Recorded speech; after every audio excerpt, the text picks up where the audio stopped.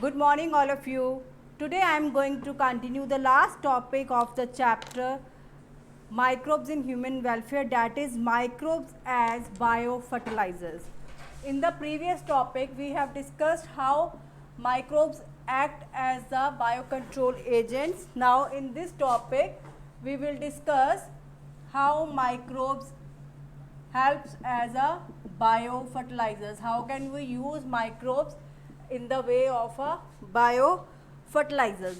You all know that chemical fertilizers are using recklessly in the all the fields, so they create and they contribute lots and lots of pollution. So this can be controlled only by the biofertilizers. So what are biofertilizers?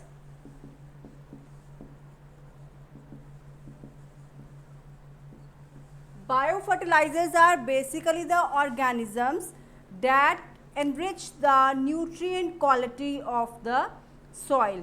जो biofertilizers होते हैं basically क्या होते हैं? They are organisms, they are microbes that enrich, जो enrich कर देते हैं nutrient quality of the soil. Soil की जो nutrient value होती है, उसकी जो nutrient quality होती है, वो उसको enrich कर देते हैं. So biofertilizers, these are the microbes or the organisms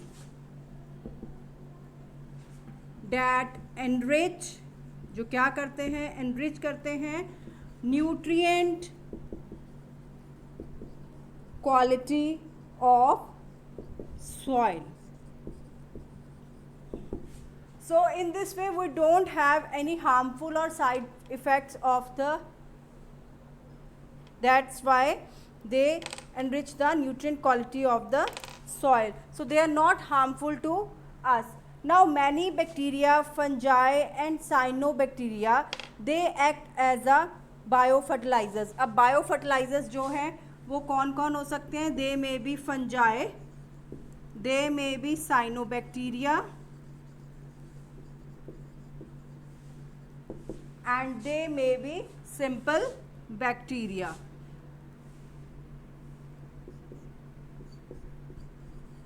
So the microbes that contribute as a biofertilizers, they may be fungi, cyanobacteria and the normal bacteria. Now how do they act as the biofertilizers? They basically live in the symbiotic association with the root nodules of the leguminous plants such as the rhizobium. आपको पता है जो symbiotic association है, आप लोग class 7 से पढ़ते आ रहे हो. What is symbiotic association? जिसमें कि दोनों जो हैं ऑर्गेनिजम्स उनको बेनिफिट होता है. सो जैसे सिम्बायोटिक ऑर्गेनिजम्स एसोसिएशन में बेसिकली क्या होता है? रूट नोड्यूल्स जो है लिग्मिनस प्लांट्स की, तो ये बैक्टीरिया जो उसके साथ सिम्बायोटिक एसोसिएशन करता है उसे वहाँ से क्या मिल जाता है? नाइट्रोजन. उसकी एसोसिएशन से फूड मिल जाता है और उसको बैक्टीरिया को क्या राइजोबियम नोड्यूल्स को फूड मिल जाता है and they help in the fixation of nitrogen, और दूसरी चीज़ उसको वो शेल्टर प्रोवाइड कर देती है. सो इस तरह से मतलब तुम मेरे लिए ये काम करो, मैं तुम्हारे लिए ये काम करूँगा. This is what known as the mutual symbiotic relationship या म्यूचुअल सिम्बायोटिक एसोसिएशन. सो इसमें बायोफर्टिलाइजर जो है they are living in the symbiotic association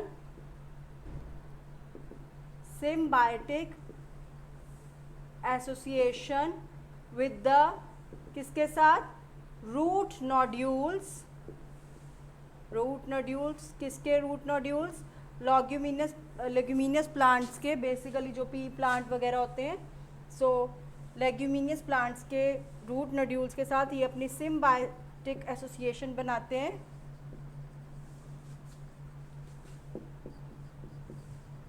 And they produce nitrogen that enrich the soil fertility.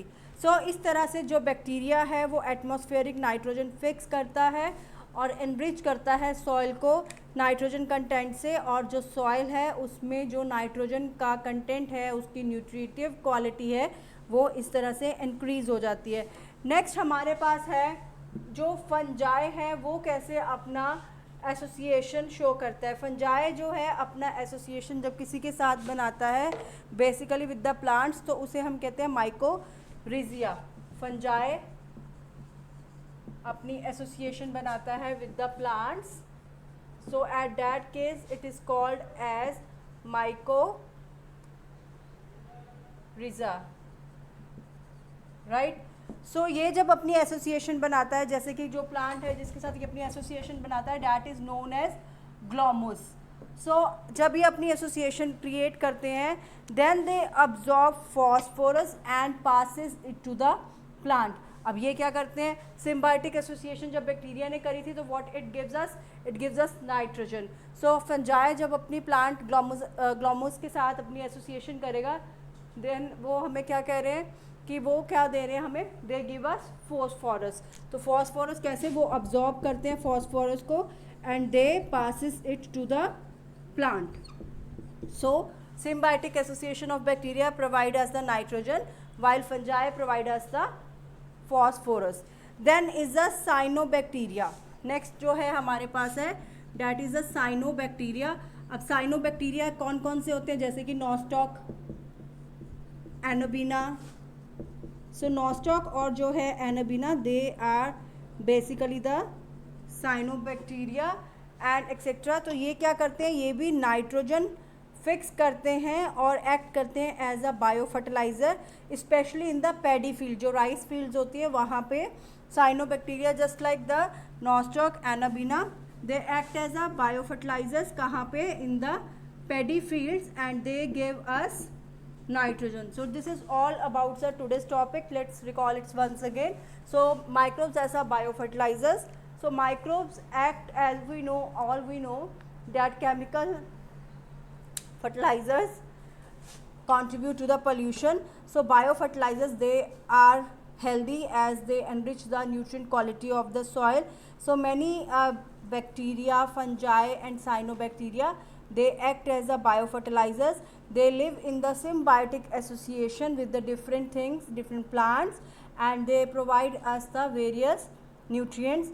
Just like bacteria, they act with the root nodules of the leguminous plants such as the rhizobium bacteria, and they fix the atmospheric nitrogen, hence increasing the nitrogen content of the soil. Fungi, it also work with the symbiotic association with the plants, that is known as mycorrhiza, and such plants are the glomus, and they absorb phosphorus and passes it to the plants. The various cyanobacteria such as nostoc, anobina, they also contribute to the nitrogen content in the soil, especially in the paddy fields, and hence the microbes act as a biofertilizers. So this chapter is all about the microbes, that how they are beneficial to us.